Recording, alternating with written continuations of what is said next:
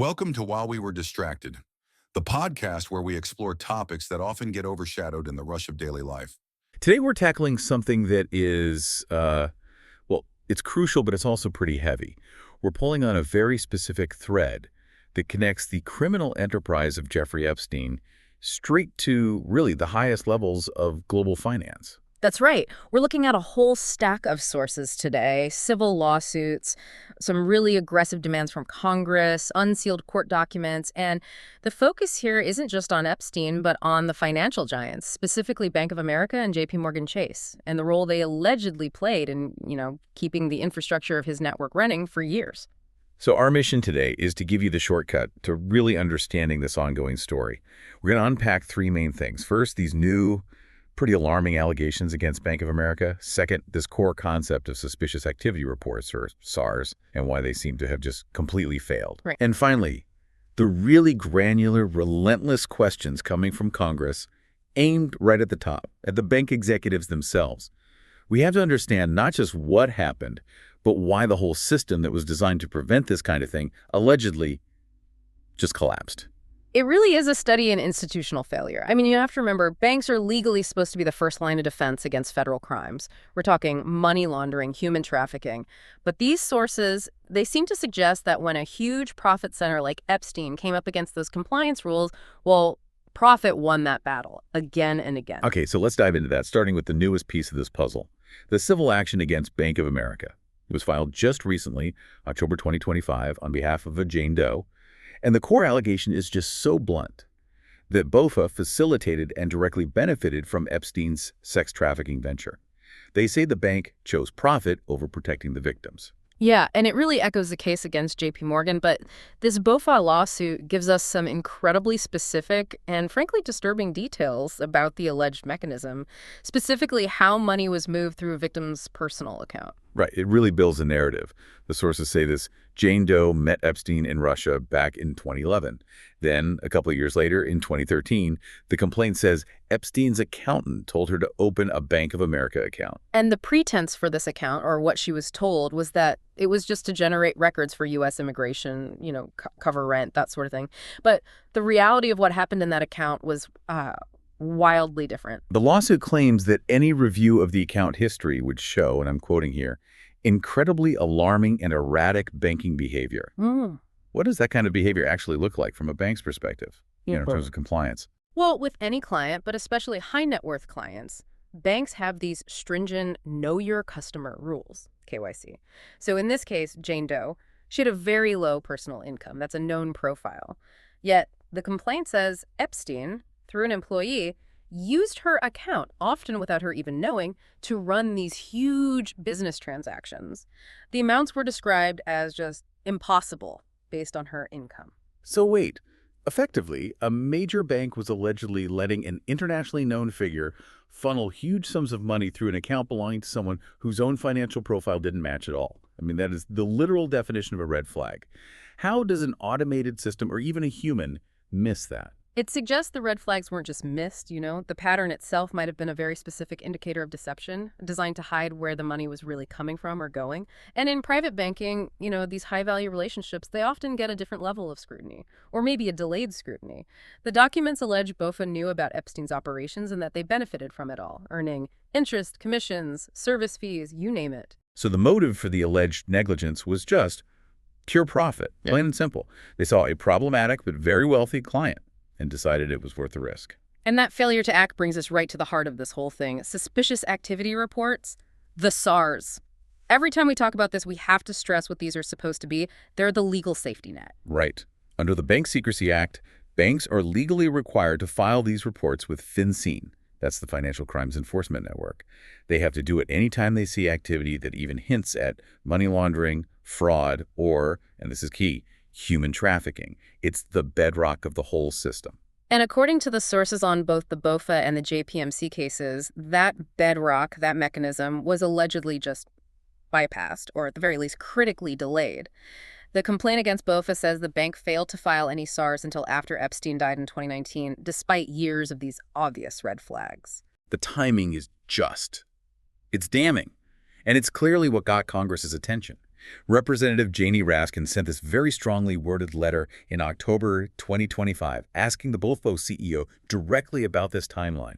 Raskin points out that BOFO filed 2 SARs in 2020 related to that huge $170 million payment from Leon Black to Epstein.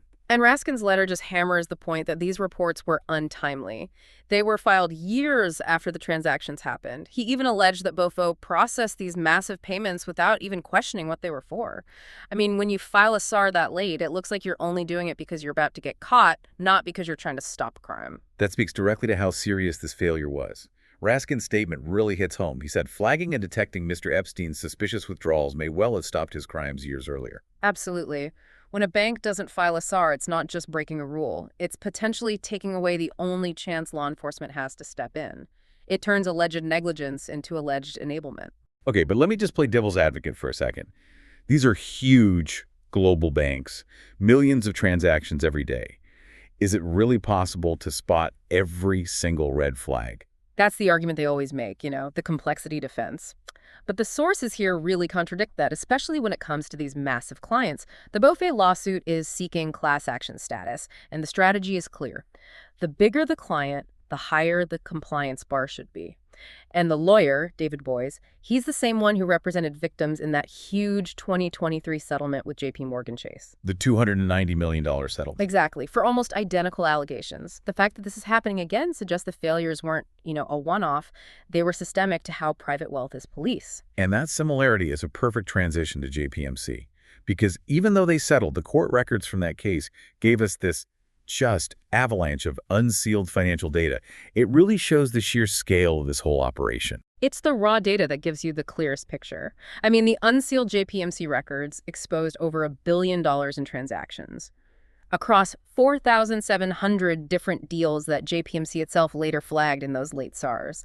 And this was covering the period from 2003 to 2019, and JPMC admitted the suspicious activity was related to human trafficking. $1 billion. Over 4,700 deals. It seems impossible to miss that in any kind of sophisticated compliance system. Yeah. It points right back to that idea of prioritizing these huge clients, where the bank had every incentive to just look the other way. It absolutely does. And when you look at the specific transfers, that's where the absurdity of the situation really comes through. We mentioned Leon Black's $170 million payment. The documents show that transfer was coded as being for tax advice. Which is ridiculous. Epstein wasn't a lawyer. He was an accountant. What does that one detail tell you about the priorities at JPMorgan? It shows a complete failure of that know your customer rule. I mean, for a bank to process a 9-figure transfer for a service the recipient is totally unqualified to provide, that should be an immediate hard stop. For that to go through suggests the decision to keep the client happy had already overridden any basic due diligence. The relationship was just too valuable to question. And it wasn't just Black. The records paint a picture of this sprawling network. You see transfers to other known associates, like Glenn Dubin and Alan Dershowitz, plus huge amounts going to offshore companies and Russian banks like Alfa Bank and Sberbank.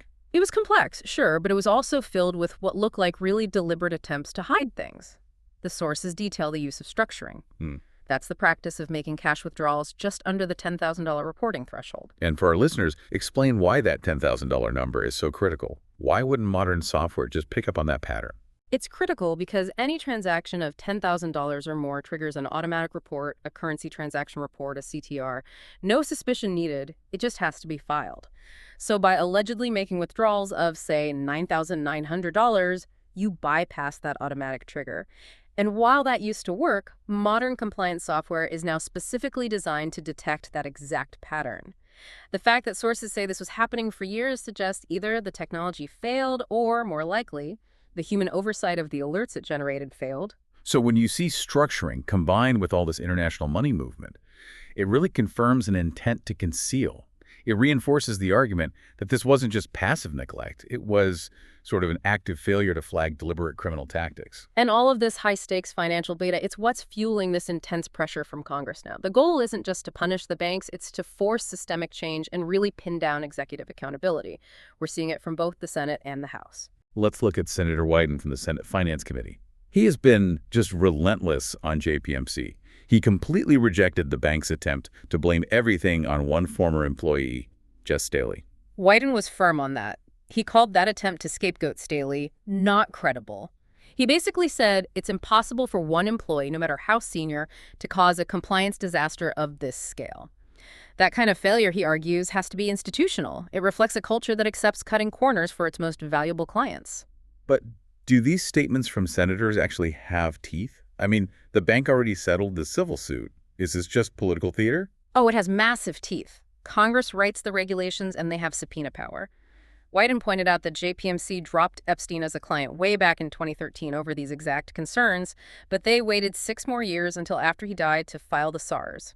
Wyden said, and this is a quote, that this delay warrants a federal criminal investigation. Quote, "That is not theater. That's a declaration that the statute of limitations might not even apply if this delay was a form of obstruction." And what's really revealing are the specific documents Wyden demanded from JPMC's leadership, including from CEO Jamie Dimon.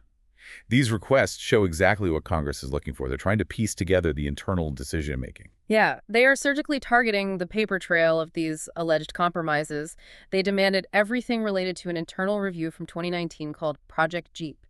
They're looking for emails with phrases like, "for Jamie," or "pending Dimon review," trying to prove how high up the chain this awareness went. It's just so specific. They're demanding records about decisions to keep Epstein as a client. They actually requested documents with the exact phrase, "the decision was made to keep Mr. Epstein as a PB client." And they're going way back, asking for records on $1.7 million in cash withdrawals between 2004 and 2005, asking if SARs were filed back then. It shows how deep this inquiry goes, tracing the failures back nearly 2 decades. And at the same time, over in the House, you have the Oversight Committee Chairman James Comer also getting involved. He's requested the relevant SARs directly from the Treasury Department. And Comer's goal is explicitly about legislation. He wants to review how the federal government enforced sex trafficking laws in this case, to inform new solutions, new laws. He's looking at non-prosecution deals, plea agreements. Basically, what did the government know and when did they know it? And the sheer volume of documents is incredible. The sources say the DOJ is complying and has already produced over 34,000 pages, with more on the way. Now, we do have to impartially note a specific issue here that the sources raise regarding transparency. House Republicans, including Speaker Mike Johnson, are currently refusing to seat Adelita Grijalva, which is blocking the 218th vote needed to force the release of over 100,000 pages of unredacted Epstein files. This political dynamic is significant because it directly impacts the struggle for full transparency here. It really shows that even when lawmakers are trying to get to the bottom of something, the process itself can get deliberately complicated, and that can hinder getting critical information out to the public. So after all of that, what does this all mean for you listening to this? Yeah. The common thread across everything, the new BOCA lawsuit, the JPMC data, the congressional demands, it's not just about negligence. It's about an alleged system failure where profit was chosen over compliance time and time again. It really is. These sources show that banks are supposed to be that first line of defense. And in these cases, that line it failed for a decade. Yeah. It allowed this torrent of suspicious money to flow, which in turn enabled the crimes to continue. The financial infrastructure was really the essential lubricant for the whole criminal enterprise. It seems clear now that the failure wasn't just a single human error, but an institutional one, where the culture itself prioritized these relationships over their legal duties. Which leaves us with a really important question for you, the listener, to think about. If massive institutions like JPMorgan and Bank of America, with all the resources in the world for compliance, can overlook billions of dollars in suspicious activity tied to human trafficking for over a decade, what does that tell us about how effective our current financial regulations actually are? I mean, if a 9-figure transfer labeled tax advice for someone who's not an accountant doesn't stop the flow of money, what kind of fundamental change beyond just fines or political pressure has to happen for compliance to actually outweigh the overwhelming drive for profit? That's the real systemic question these sources leave us with. Don't forget to like and subscribe for the next episode on While We Were Distracted.